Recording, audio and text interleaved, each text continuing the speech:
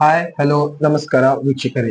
ಇಂದು ನಾವು ಬೆಳಗಾವಿ ಜಿಲ್ಲೆಯ ಬೈಲಹೊಂಗಲ ತಾಲೂಕಿನ ದೇಶನೂರ್ ಗ್ರಾಮ ವ್ಯಾಪ್ತಿಯಲ್ಲಿ ನಮ್ಮ ಒಂದು ಭಾರತ್ ಟೈಮ್ಸ್ ಮೀಡಿಯಾ ಗ್ರೂಪ್ ವತಿಯಿಂದ ಒಂದು ಪೂರ್ವಭಾವಿ ಗ್ರೌಂಡ್ ರಿಪೋರ್ಟ್ ನೀಡ್ತಾ ಇದೆ.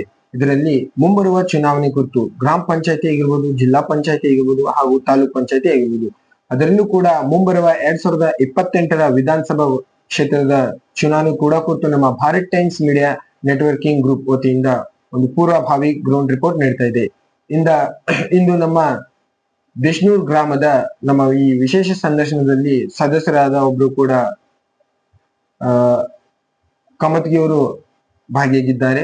ಅದಾದ ನಂತರ ಇವರ ರಾಜಕಾರಣದ ಜೀವನ ಅನುಭವ ಮತ್ತು ಇವರು ಎಲ್ಲಿಂದ ಹೇಗೆ ಯಾರ ಮುಖಾಂತರ ಈ ರಾಜಕಾರಣದಲ್ಲಿ ಪ್ರವೇಶವಾದ್ರು ಮತ್ತು ಇವರ ಅಧಿಕಾರಾವಧಿಯಲ್ಲಿ ಇವರ ಒಂದು ಪಾತ್ರ ಯಾವ ರೀತಿ ಇದೆ ಮತ್ತು ಇವರ ಅಧಿಕಾರಾವಧಿಯಲ್ಲಿ ಶಿಕ್ಷಣ, ಆರೋಗ್ಯ ಮತ್ತು ಗ್ರಾಮದ ಡೆವಲಪ್ಮೆಂಟ್ ಸಲುವಾಗಿ ಇವರು ಯಾವ ರೀತಿ ಒಂದು ಪಾತ್ರ ವಹಿಸಿದ್ದಾರೆ ಇವರನ್ನೇ ಕೇಳಿತು. ಬನ್ನಿ ವೀಕ್ಷಕರೇ. ಸರ್ ನಮಸ್ಕಾರ. ನಮಸ್ಕಾರ. ನಿಮ್ಮ ಮಾತುಕತೆ ಮುಂದುವರಿಸುವ ಮುಂಚೆ ನಿಮ್ಮ ಒಂದು ಕಿರು ಪರಿಚಯ ಸರ್. ನಾನು ಶ್ರೀಶೈಲ್ ಕಮತಗಿ, ಸಾಕಿನ್ ದೇಶನೂರ್, ಬೈಲಹೊಂಗಲ ತಾಲೂಕ್, ಬೆಳಗಾವಿ ಜಿಲ್ಲಾದಿಂದ. ನಾನು ಮುಂಚೆ ಈಗ ನಿಮ್ಗ ಈ ಮೀಡಿಯಾದವ್ರಿಗೆ ತಿಳಿಸ್ಬೇಕಂತಂದ್ರ, ನಾನು ತಾಲೂಕಾ ಪಂಚಾಯತಿ ಸದಸ್ಯನಾಗಿದ್ದು 2016ರಲ್ಲಿ ಬಿಜೆಪಿಯಿಂದ ಕಂಟೆಂಟ್ ಮಾಡಿ ಆರಿಸಿ ಬಂದು 10 ವರ್ಷದಿಂದ ದೇಶನೂರ್ ಗ್ರಾಮದಲ್ಲಿ ಸೇವೆ ಮಾಡಿದ್ದೀನಿ. ಯಾವ ತರ ಸೇವೆ ಅಂದ್ರೆ, ಅನುದಾನ ತಂದು ತಾಲೂಕಾ ಪಂಚಾಯತಿ ಏನ್ ಅನುದಾನ ಬರ್ತೈತಲ್ಲ ಅದನ್ನೆಲ್ಲ ತಂದು ಊರಿನಲ್ಲಿ ಬಹಳ ಡೆವಲಪ್ಮೆಂಟ್ ಮಾಡಿದೀವಿ.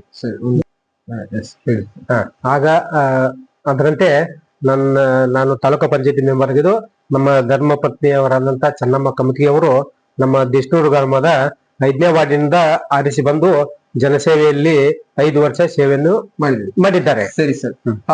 ಸರ್, ತಾವು ಈ ಅಧಿಕಾರಾವಧಿಯಲ್ಲಿ ಬರುವ ಮುಂಚೆ ಯಾವ ರೀತಿ ಡೆವಲಪ್ಮೆಂಟ್ ಗಳು ಆಗಿರ್ಲಿಲ್ಲ ಸರ್? ಅದಾದ ನಂತರ ತಾವು ಈ ಅಧಿಕಾರ ಅವಧಿಯಲ್ಲಿ ಬಂದ ಮೇಲೆ ಯಾವ ರೀತಿ ಡೆವಲಪ್ಮೆಂಟ್ ಗಳು ಮಾಡಿದೀರಾ? ಮುಂಚೆ ಡೆವಲಪ್ಮೆಂಟ್ ಅಂತಂದ್ರೆ, ನಾನು ಯಾವಾಗ ಈ ರಾಜಕೀಯಕ್ಕೆ ಬಂದು ಏನ್ ತಾಲೂಕಾ ಪಂಚಾಯತಿ ಮೆಂಬರು, ಆಮೇಲೆ ನಮ್ ಧರ್ಮಬದ್ಧಿ ಅವ್ರು ಏನ್ ಗ್ರಾಮ ಪಂಚಾಯತಿ ಮೆಂಬರ್ ಆದ್ವಲ್ಲ, ಊರಿನ ಬಗ್ಗೆ ಜಾಸ್ತಿ ಕಾಳಜಿ ವಹಿಸಿ ತಾಲೂಕಾ ಪಂಚಾಯತಿ ಬರುವಂತ ಅನುದಾನವೆಲ್ಲ ಸರಿಯಾಗಿ ತಂದು ಊರಿನ ಡೆವಲಪ್ಮೆಂಟ್ ಗೆ ನಾವು ಬಹಳ ಪ್ರಯತ್ನದಿಂದ ಡೆವಲಪ್ಮೆಂಟ್ ಈಗಾಗಲೇ ಮಾಡಿದ್ದೀವಿ. ಯಾವ್ಯಾವ ತರ ಏನೇನ್ ಕುಂದು ಕೊರತೆಗಳು ಇದ್ವಲ್ಲ ದೇಶನೂರಲ್ಲಿ, ಆ ಕುಂದು ಕೊರತೆಗೆಲ್ಲ ಮುಂಚೆ ನಾವು ಫಸ್ಟ್ ದೇಶನೂರ್ ಹಾಸ್ಪಿಟಲ್ ಅಂದ್ರೆ ಒಂಥರ ಯಾವ ತರ ಅಂದ್ರೆ, ಅಗದಿ ಕೇವಲ ನೀರು ಬಿದ್ದು ಬಿಲ್ಡಿಂಗ್ ಬೀಳ್ತಾ ತರ ಒಂದು ಪೊಸಿಷನ್ ಆಗಿತ್ತು. ಆದ್ರೂ ಅದನ್ನ 2,17 ಲಕ್ಷದಾಗ ಒಂದು ಅನುದಾನ ತಂದ ಶಾಸಕರ ಅನುದಾನದಾಗ ಡೆವಲಪ್ಮೆಂಟ್ ಮಾಡಕ್ ನಾವು ಬಹಳ ಪಾತ್ರ ವಹಿಸಿದೀವಿ. ಹಾಸ್ಪಿಟಲ್, ಭವ್ಯವಾದ ಒಂದು ಹಾಸ್ಪಿಟಲ್ ನಿರ್ಮಾಣ ಮಾಡಿದೀವಿ. ಊರಾಗಿರುವಂತ ಎಲ್ಲಾ ಕಡೆ ಹೊಲಕ್ಕೆ ಹೋಗುವಂತ ದಾರಿ ಆಯ್ತು, ಎಲ್ಲಾ ಕಡೆ ನಾವು ರಸ್ತೆಗಳನ್ನ ಎಲ್ಲಾ ಮಾಡಿದೀವಿ. ಮುಖ್ಯವಾಗಿ ನಮ್ಮ ಊರಿಂದ ಮೇಲೆ ಹೈವೇ ರೋಡ್ ಕೊಡುವಂತ ರಸ್ತೆನ 3 ಕಿಲೋಮೀಟರ್ ರಸ್ತೆನ ಅಗಲವಾದ ರಸ್ತೆ ಮಾಡಿಸಿ ಒಂದು ಡೆವಲಪ್ಮೆಂಟ್ ನಮ್ಮ 3 ಜನರಿಗೆ ಅನುಕೂಲವಾದ ಡೆವಲಪ್ಮೆಂಟ್ ತುಂಬಾ ಪ್ರಯತ್ನ ಮಾಡಿದ್ದೀವಿ. ಸರಿ ಸರ್. ಸರ್, ತಮ್ಮ ಒಂದು ಅಧಿಕಾರಾವಧಿಯಲ್ಲಿ ಮನೆಗಳ ಅನುದಾನ ಆಗಿರ್ಬೋದು, ಚರಂಡಿ, ಬೀದಿ ದೀಪ, ಸಿಸಿ ರೋಡ್ಸ್ ಬಗ್ಗೆ ಯಾವ ರೀತಿ ಒಂದು ಪಾತ್ರ ಇತ್ತು ಸರ್? ಈಗಾದ್ರೂ ನಾವು ಬೀದಿ ದೀಪ ಹೋದ್ರು ಇವಾದ್ರೂ ನಮ್ಮ ಪಂಚಾಯತಿ ಅಧಿಕಾರಿ ಜೊತೆಗೆ ಮಾತಾಡಿ ಯಾವ ಬೀದಿ ದೀಪನು ಎಲ್ಲಾದ್ರೂ ಬಂದಾದ್ರೂ ಬಿಡಂಗಿಲ್ಲ, ನಿತ್ ಅದನ್ನ ಕರೆಕ್ಟ್ ಆಗಿ ಮಾಡಿಸ್ತೀವಿ. ಚರಂಡಿಗಳು ಸ್ವಚ್ಛತೆಗೂ ಜಾಸ್ತಿ ಆದ್ಯತೆ ಕೊಟ್ಟಿವಿ. ಪ್ರತಿಯೊಂದು ಇಲ್ಲಿ ನಾನು ಆಕ್ಚುಲಿ ನಮ್ಮ ಮನೆ ಮುಂದೆನೆ ಒಂದು ಸೈಡ್ ಪಕ್ಕದ ರೋಡ್ ಹೆಚ್ಚಿನ ಒಂದು ಬೋರ್ವೆಲ್ ಹೊಡೆದಿವಿ. ಬೋರ್ವೆಲ್ ಹೊಡೆದಿದ್ದ ಅರ್ಧ ಊರಿಗೆಲ್ಲ ನೀರ್ ಸಪ್ಲೈ ಮಾಡ್ತೀವಿ. 5-6 ವರ್ಷ ಇಲ್ಲಿ ಮಠ ನೀರ್ ನಿಂತಲ್ಲ, ಜನರಿಗೆ ಬಹಳ ಅನುಕೂಲ ಮಾಡಿಕೊಟ್ಟಿವಿ. ಆ ಪ್ರಯತ್ನ ಇನ್ನೂವರೆಗೂ ನಾವು ಸಾಕಷ್ಟು ಪ್ರಯತ್ನ ಮಾಡ್ಕೊಂತಿದ್ದೀವಿ. ಜನರಿಗೆ ಯಾವ್ದು ತೊಂದರೆ ಬರದಂತ ವ್ಯವಸ್ಥೆದೊಳಗೆ ನಾವು ಮುನ್ನಡೀತಾ ಇದ್ದೀವಿ. ಸರಿ ಸರ್.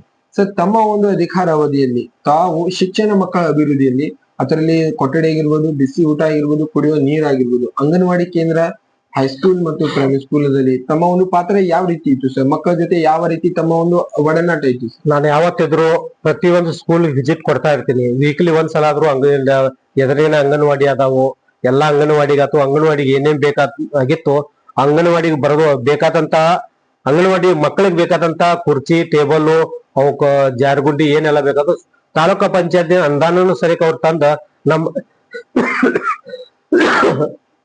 ನಮ್ಮಲ್ಲಿ ಮಕ್ಕಳಿಗೆ ಅವು ಹುಡುಗರಿಗೆ ಆಟ ಆಡ್ಲಿಕ್ಕೆ ಏನ್ ಸಹಾಯ ಬೇಕಲ್ಲ ಅದನ್ನೆಲ್ಲ ತಾಲೂಕು ಪಂಚಾಯತ್ ಅನುದಾನದ ತಂದು ಎಲ್ಲರಿಗೂ ಮುಟ್ಸಿದೀವಿ.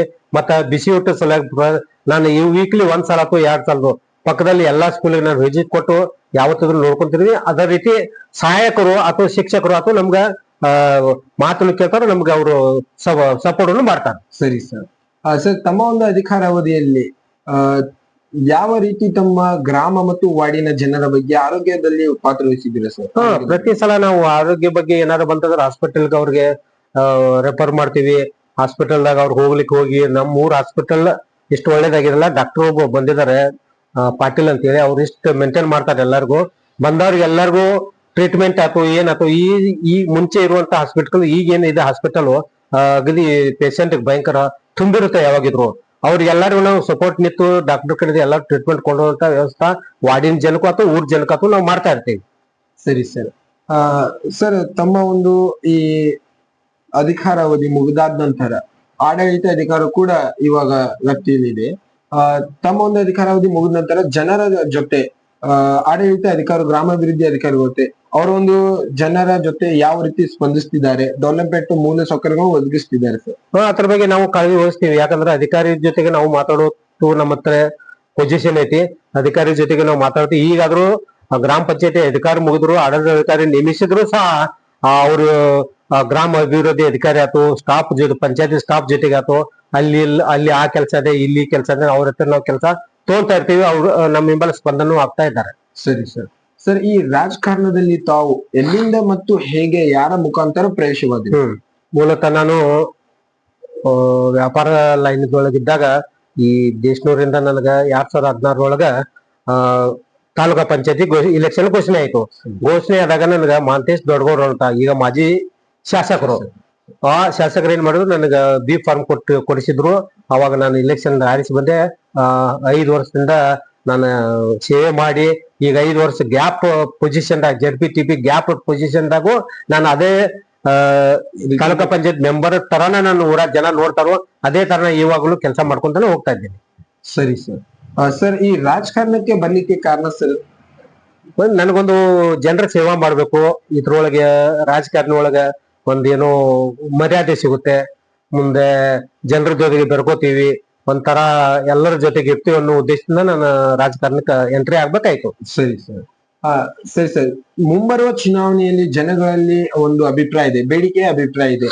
ಏನಂತಂದರೆ ಮುಂಬರುವ ಚುನಾವಣೆಯಲ್ಲಿ ಕೂಡ ತಮಗೆ ಮತ್ತೆ ಅವಕಾಶ ಕೊಟ್ಟೆ ತಮ್ಮನ್ನೇ ಆರಿಸಿ ತರಬೇಕಂತಹ ಒಂದು ಅಭಿಪ್ರಾಯ ಇದೆ. ಆದ್ರೆ ತಮ್ಮ ಅಭಿಪ್ರಾಯವೇನಿದೆ ಸರ್? ತಾವು ಭಾಗಿಯಾಗ್ತೀರಾ ಅಥವಾ ಬೇರೆಯವರಿಗೆ ಅವಕಾಶ ಕೊಡ್ತೀರಾ? ಇಲ್ಲ, ಜನರು ನನ್ನ ಜೊತೆಗೆ ಯಾವತ್ತೂ ಇದ್ದಾರೆ, ಈಗ ಮುಂದಾರು ಇರ್ತಾರೆ. ನನಗ ಸೇವೆ ಮಾಡೋದು ಮುಖ್ಯ ಐತಿ. ನನ್ನ ಮತ್ತೆ ಇನ್ನೂ ಯಾವ್ದೋ ತಾಲೂಕಾ ಪಂಚಾಯತಿ ಅಥವಾ ಜಿಲ್ಲಾ ಪಂಚಾಯತ್ ಅಥವಾ ಅವಕಾಶ ನಂಗೆ ಸಿಗುತ್ತೆ. ಮತ್ತೆ ನಾನು ಕಾಂಟ್ಯಾಕ್ಟ್ ಮಾಡ್ತೀನಿ, ನಾನು ಆರಿಸಿನೂ ಬರ್ತೀನಿ, ಮತ್ತೆ ಜನರ ಸೇವೆಯೊಳಗೆ ನಾನು ಮುಂದೋಗ್ತೀನಿ. ಸರಿ ಸರ್. ಇವಾಗ ನಿಮ್ಮ ಒಂದು ಪಕ್ಷದ ಹೈಕಮಾಂಡ್ಗೆ ಕಿವಿ ಮಾತು ಹೇಳಿಕ್ಕೆ ಏನ್ ಇಷ್ಟಪಡ್ತೀರಾ ಸರ್? ಪಕ್ಷದ ಹೈಕಮಾಂಡ್ ಅಂದ್ರೆ ಏನಿದೆ, ನಾನು ಇರುವಂತ ಪಕ್ಷ ಬಿಜೆಪಿ ಪಕ್ಷ. ಆ ಪಕ್ಷದಲ್ಲಿ ಹೈಕಮಾಂಡ್ ಎಲ್ಲ ಕ್ಲಿಯರ್ ಆಗಿರುತ್ತಾರೆ, ಭೇದ ಭಾವ ಮಾಡಂಗಿಲ್ಲ. ಯಾರ ಪಾರ್ಟಿ ವರ್ಕ್ ಅಥವಾ ಜನರ ಜೊತೆಗೆ ಯಾರಿದ್ದಾರೆ ಅವ್ರನ್ನ ಆರಿಸಿನ ಅವ್ರಿಗೆ ಬಿ ಫಾರ್ಮ್ ಕೊಡ್ತಾರೋ. ಅದಕ್ಕಾಗಿ ಬಿಜೆಪಿ ಪಕ್ಷದ ಹೈಕಮಾಂಡ್ ನಾನು ಕೃತಜ್ಞತೆಗಳನ್ನು ಸಲ್ಲಿಸ್ತಾ ಇದ್ದೀನಿ. ಸರಿ ಸರಿ. ಸರ್, ತಮ್ಮ ಒಂದು ಅಧಿಕಾರಾವಧಿಯಲ್ಲಿ ಬಿಜೆಪಿ ಅಧಿಕಾರ ಕೂಡ ಅಧಿಕಾರದಲ್ಲಿತ್ತು, ಅದಾದ ನಂತರ ಕಾಂಗ್ರೆಸ್ ಅಧಿಕಾರ ಕೂಡ ಅಧಿಕಾರದಲ್ಲಿತ್ತು. ಬಿಜೆಪಿ ಅಧಿಕಾರ ಇದ್ದಾಗ ಯಾವ ರೀತಿ ಡೆವಲಪ್ಮೆಂಟ್ ಗಳು ಆಗ್ತಿದ್ವು ಮತ್ತು ಕಾಂಗ್ರೆಸ್ ಅಧಿಕಾರ ಬಂದ ಮೇಲೆ ಯಾವ ರೀತಿ ಡೆವಲಪ್ಮೆಂಟ್ ಗಳು ಆಗ್ತಿದ್ವು ಸರ್? ನಾವು ಬಿಜೆಪಿ ಅಧಿಕಾರದಾಗ ಇದ್ದಂತಹ ನಮ್ಮ ಮಾಜಿ ಶಾಸಕರಾದಂತಹ ಮಾಂತೇಶಣ್ಣ ದೊಡ್ಡಗೌಡ್ರು ಯಾವ ತರ ನಮ್ಗ ಅನುದಾನ ಕೊಟ್ಟಿದ್ದಾರೆ. 8 ಕೋಟಿ ಮಟ್ಟ ನಾವು ಇಲ್ಲಿ ದೇಶದೂರಾಗ ವರ್ಕ್ ಮಾಡಿದ್ವಿ. ಈಗಿದ್ದಂತ ಇದ್ರೊಳಗ ಅನುದಾನ ಇಲ್ದಕ್ಕ ದೇಶದವ್ರಿಗೆ ಏನ್ ಕೊರತೆ ಇದೆ, ಯಾವ ಸರಿಯಾಗಿ ಕೆಲಸನೂ ಆಗಿಲ್ಲ. ಮುಂಚೆ ನಾವು ಯಾವ ತರ ಮಾಡಿದ್ವಿ ಇದಕ್ಕೆ ಹೋಲಿಕೆ ಮಾಡಿದ್ರ ಯಾವ ವರ್ಕ್ನು ಅಷ್ಟು ಸಮಂಜಸವಾಗಿಲ್ಲ. ಇಲ್ಲಿಂದ ನಮ್ಮ ಒಂದ್ ಕೆರೆಗೆ ಹೋಗುವಂತ ಹಾದಿನ ರಸ್ತಾ ಒಂದು ಕಚ್ಚಾ ರಸ್ತೆ ಇತ್ತು, ಅದನ್ನ ಒಳ್ಳೆ ರಸ್ತಾ ಮಾಡಿ, ಹೊಲಗಳು ರಸ್ತಾ ಮಾಡಿ, ಮ್ಯಾಗ ಬಂಡ್ಯಮ್ಮ ಗುಡಿಗೆ ಹೋಗುವಂತ ರಸ್ತೆ ಇರ್ಲಿಲ್ಲ. ಕಂಟಿ ಕಡಿ ಎಲ್ಲಾ ಹೆಣ್ಮಕ್ಳು ನೀರ್ ತರಲಿಕ್ಕೆ ಕುಡ್ಲಿಕ್ಕೆ ನೀರ್ ತರಕ್ ಹೋಗ ಆ ರಸ್ತಾ ಸರಿಯಾಗಿ ನಾವು ಶಾಸಕರ ಅನುದಾನ ಮಾಡಿದ್ವಿ, ರೋಡ್ ಮಾಡಿದೀವಿ. ಇಲ್ಲಿಂದ ಮರೆಕ್ ಹೋಗುವಂತ ಈ ನಡಕ್ ಹೋಗಿ ಕೂಡುವಂತ ಒಂದು ರಸ್ತೆ ಆ ರಸ್ತಾ ಮಾಡಿ ಕೊಟ್ಟಿದೀವಿ. ಬಹಳ ಕೆಲಸ ಮಾಡಿದ್ವಿ. ಆಮೇಲೆ ಮೋರದಿಂದ ದೇಶದೂರ್ ಕಾಸಿಗೆ ನಡ್ಕ ಹೋಗುವಂತ ಕೂಡುವಂತ ರಸ್ತೆನೂ ಮಾಡಿಸಿದ್ವಿ, ಬ್ರಿಡ್ಜ್ ಮಾಡಿಸಿದೀವಿ. ಬಹಳ ಕೆಲಸ ಮಾಡಿ ಇನ್ನೂ ನಮ್ಗೆ ಹೇಳುವಂತ ಕೆಲಸ ಬಾಳ್ ಮಾಡಿಕೊಟ್ಟಿದಾರ. ಬಿಜೆಪಿ ಶಾಸಕರಿದ್ದಾಗ ತಂದಂತ ಅನುದಾನದೊಳಗ ಸ್ವಲ್ಪ ಈಗ ಸದ್ಯಕ್ಕೆ ಅನುದಾನ ಯಾವ್ದು ಬಂದಿಲ್ಲ. ಆದ್ರೂ ಅವಾಗಿದ್ದಂತ ಡೆವಲಪ್ಮೆಂಟ್ ಈಗ ಸದ್ಯಕ್ಕೆ ಯಾವ್ದು ಆಗಿಲ್ಲ. ಸರಿ ಸರ್. ಇವಾಗ ಸರ್ ನಿಮ್ಮ ಒಂದು ಜನರ ಆರಿಸಿ ತಂದಂತ ಜನಪ್ರೇಮಿಗಳಿಗೆ ನಿಮ್ಮ ಒಂದು ಹೃದಯದ ಮಾತು ಹೇಳಿಕೆ ಏನು ಇಷ್ಟಪಡ್ತೀವಿ ಸರ್? ಜನ ನಮ್ ಜೊತೆಗೆ ಬಹಳ ಪ್ರೀತಿಯಿಂದ ಇದ್ದಾರೆ. ಆ ಪ್ರೀತಿ ಅವರು ಜನಕ್ಕೆ ನಾನು ಯಾವಾಗಲೂ ಅವ್ರ ಋಣ ತೀರಿಸ್ಕೊಂತ ಇದ್ದೀನಿ. ಮುಂದಾರು ನನ್ಗ ಅವ್ರ ಅವಕಾಶ ಕೊಡ್ತಾರೋ. ಅವ್ರ ಋಣದಲ್ಲೇ ನಾವು ಈಗ ದೇಶನೂರು ಗ್ರಾಮದ ಕೆಲಸ ಮಾಡ್ಬೇಕಂತ ಹೇಳಿ ನಾನೊಂದು ಜನರಿಗೆ ಒಂದು ಕಿವಿ ಮಾತು ಹೇಳ್ಬೇಕಂದ್ರೆ, ಇದೇ ತರ ನೀವು ಯಾವತ್ತು ಮುಂದ್ ಮಾಡ್ರಿ, ನಾನ್ ನಿಮ್ ಸೇವೆಯಲ್ಲಿ ಯಾವತ್ತು ನಿರತರಾಗಿರ್ತೇನೆ ಅಂತ ಹೇಳಿ ಅವ್ರನ್ನ ನಾನು ಒಂದು ಒಳ್ಳೆ ಮಾತನ್ನ ಹೇಳ್ತೀನಿ. ಸರಿ ಸರ್. ಇಲ್ಲಿವರೆಗೂ ಕೂಡ ನಮ್ಮ ಒಂದು ಭಾರತ್ ಟೈಮ್ಸ್ ಮೀಡಿಯಾ ನೆಟ್ವರ್ಕಿಂಗ್ ಗ್ರೂಪ್ಗೆ ನಿಮ್ಮ ಸಮಯ ನೀಡೋದಕ್ಕೆ ತುಂಬಾ ಹೃದಯದ ಧನ್ಯವಾದಗಳು.